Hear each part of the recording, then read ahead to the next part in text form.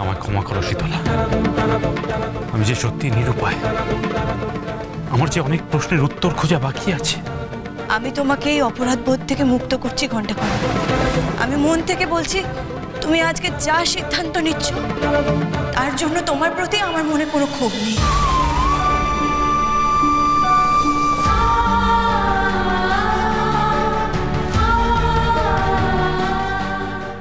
আমি জানতাম শীতলা, আমি জানতাম কেউ বুঝুক না বুঝুক তুমি আমাকে ঠিক বুঝবে। ঘণ্টাকর, তোরা না হয় নিজেদেরটা নিজেরা বুঝে নিলি, কিন্তু সমাজের কেউ বুঝবে?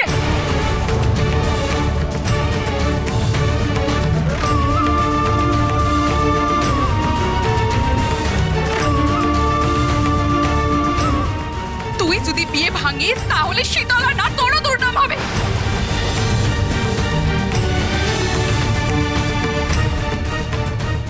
সমাজের মানুষ তোর দিকে আঙুল তুলবে, আর ওই মানুষটা,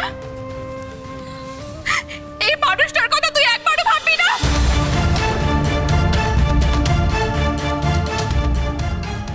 আরে অত ভেবো না ছোট বউ, ঘন্টার মতো উপযুক্ত পাত্রীর অভাব হবে না।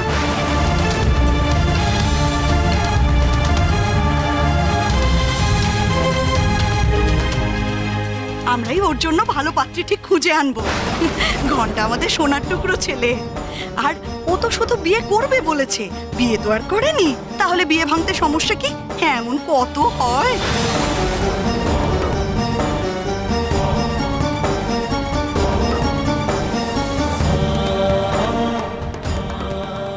বাবা, আমি তোমার কাছে আরেকটি অনুমতি চাই।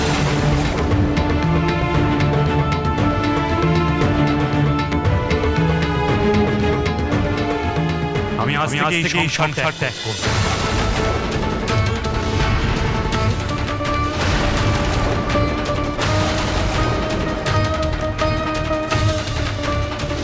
ঘণ্টাকর, হঠাৎ কি এমন হলো যার জন্য তোমাকে সংসার ত্যাগ করতে হবে?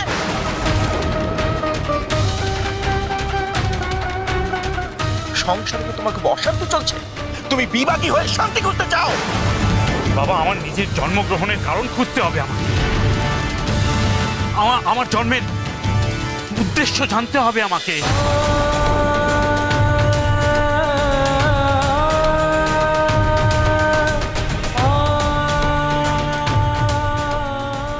আমার জীবনের এই উদ্দেশ্য খোঁজার জন্য আমাকে যা যা প্রয়োজন সেটাই করতে হবে। তাই আমাকে এই সংসারের বন্ধন ত্যাগ করতে হবে। তার জন্য তুমি একেবারে সংসার থেকে সন্ন্যাসী হয়ে যাবে, এই কেমন কথা ঘণ্টাকর?